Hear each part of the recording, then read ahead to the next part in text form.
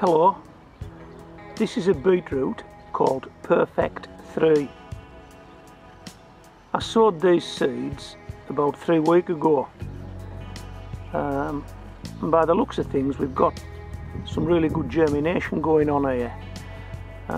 We've only got seed leaves at the moment, we haven't got any true leaves, but I'm going to try and plant these guys up anyway. I want to try and get them out in the garden before the roots get too entangled in this small container. Soil's nice and moist, it's a reasonable day today, the sun's not out, and I will put some cover over them to keep the birds off, because I did lose a lot of beetroot seedlings last year to sparrows.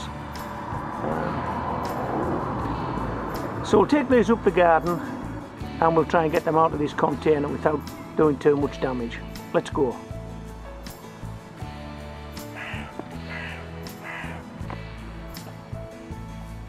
The packet tells me that these guys need to be 4 inches apart and in rows 1 foot apart. Well, when you're in an allotment, that's fine, you've got lots of space, you can do that. But I'm in raised beds. I've only got 3 and they're all just about full now, so I'm going to try and squeeze 2 rows in to 1 raised bed. Instead of 1 foot apart, we'll make the rows 6 inches apart, but we'll retain the 4-inch spacing. How does that sound? And for that I think I need about 30 of these guys out of here. So let's see if we can get them out without making too big a mess.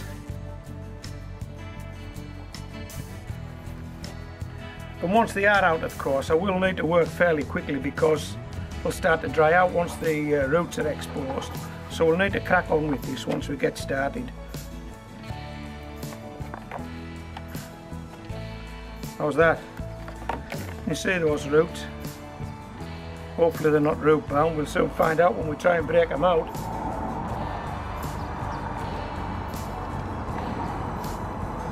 Let's do these guys first.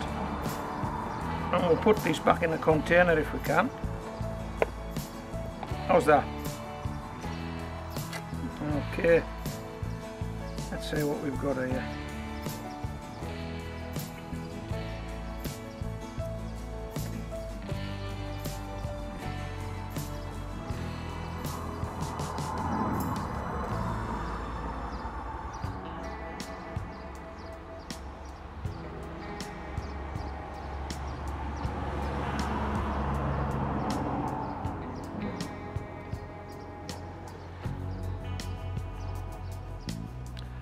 Four very small beetroot.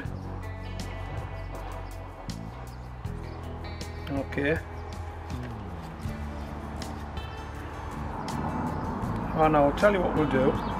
We'll wet this slate, put some water, just so that these guys are in contact with a wee bit of moisture while they're being disturbed.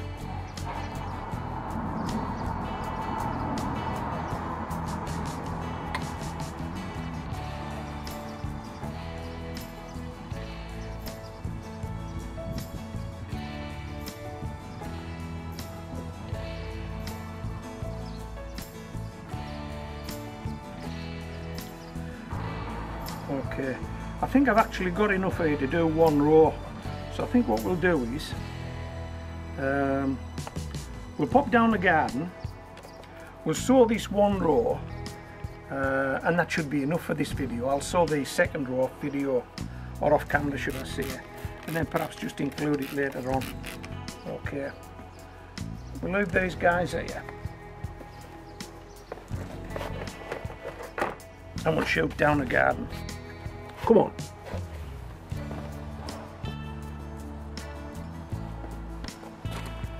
This board's 5 inches wide.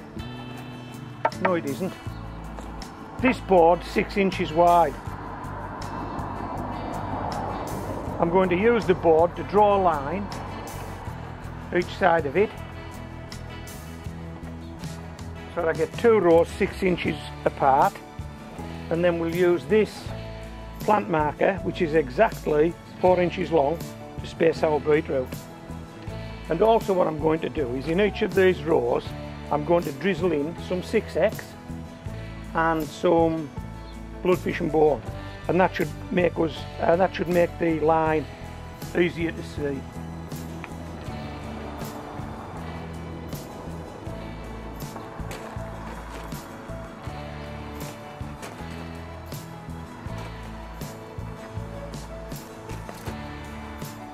Okay, let's move everything out of the way and let's see what that looks like.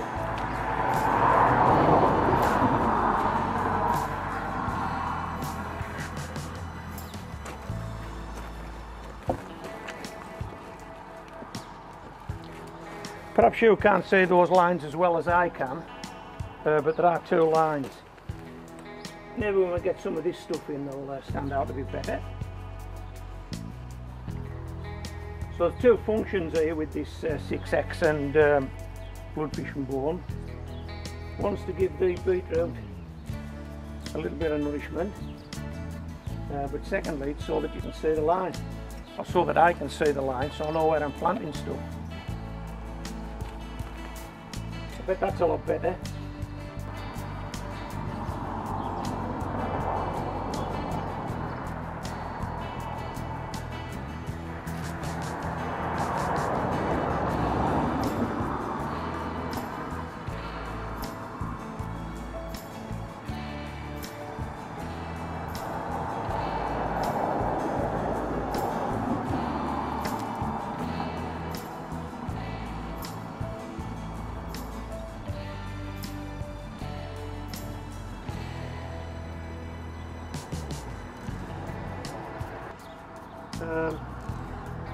Right, that's it.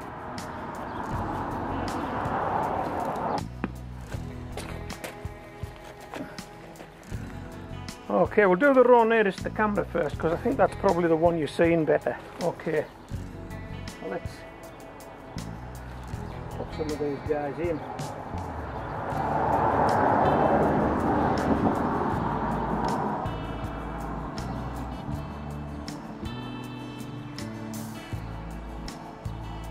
In fact, no, we won't. What we'll do is, see, when you're a head gardener you can change plans all the time. Because we're on this side, we'll work from this side, I think. We won't go shooting round just to complete a row.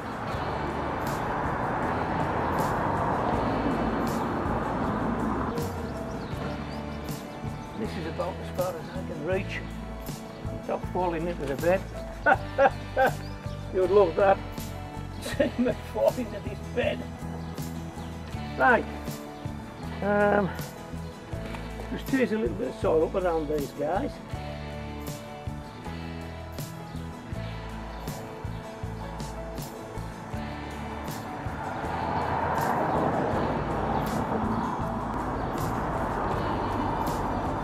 Can you hear the blackbird over the traffic noise? I didn't actually realise how many I had, how many of these seedlings had germinated until I started breaking them out today, and I've had a tremendous germination here. I really have. So let's hope I can get these guys to kick on and produce beetroot. I'll be dead chuffed if they do. Even if only half of them do, I'll be dead chuffed. What we're going to do, after we finish planting these, as I've said, the sparrows got quite a lot of my beetroot last year, but we're not getting any this year because I've got a cunning plan. And as usual, it involves mushroom crates. Hey, we love our recycling at homegrown veg, can't get enough of it, man. All a quick drink. As I say, the soil is quite moist, so I'm okay with this. And I will keep on top of them. If the weather does get warm, I will get out and give them a drink. And this is how we're going to keep the sparrows off, just like this.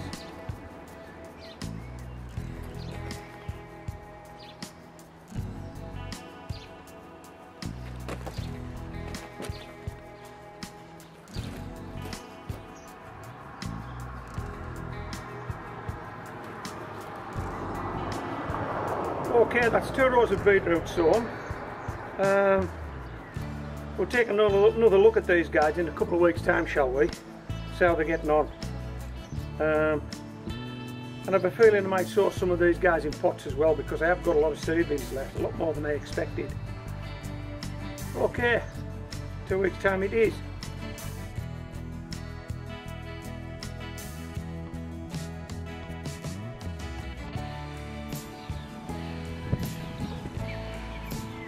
When I planted these beetroot seedlings 3 weeks ago,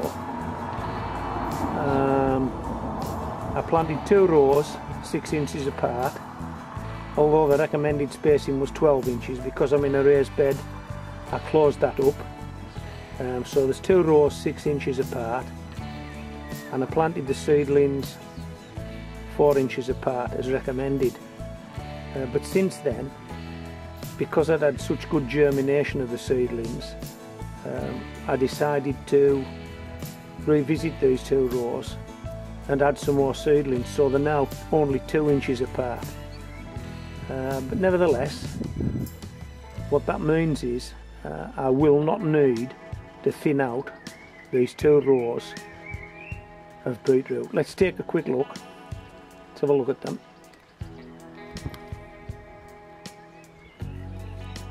I hope you can see that when these guys went in, they only had the 2 seed leaves. They didn't have any proper leaves, but as you can see now, hopefully we have proper leaves. Take another off.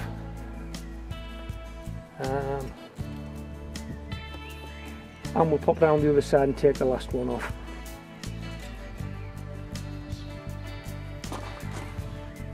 All the seedlings look as though they're taken. There doesn't seem to be any gaps in the rows, so we're quite pleased with that. Now, as I've already said, because of the way I've planted these guys, because I've pre-germinated seedlings, I've been able to space them out, and there will be no need for any further thinning. Now, I posted a video some time ago that you might be interested in. It's called Beetroot Seed Cluster Experiment, prefixed by HGV, and it's a start to finish video. And what it'll actually show you is that if you were to use the normal method of sowing, just put your beetroot seeds in there, you'll find that the rows of beetroot are much thicker than you would have expected, and that's because you haven't planted beetroot seeds, you've planted beetroot clusters. What is termed a beetroot seed isn't in fact a beetroot seed, it's a cluster of beetroot seeds. So for every one you put in, you may get 1, 2, 3, 4 beetroot growing from that one cluster in that one location. So then you have 1, 2 or 3 to pull out, to thin them out. It's such a simple experiment, you may want to try it yourself, but I would recommend you watch that video first. And it's so simple, and you'll prove to yourself that when you've sown beetroot before, you haven't actually been heavy-handed, you haven't over-sown them. There are just more seeds in a cluster that you know, but check the video out.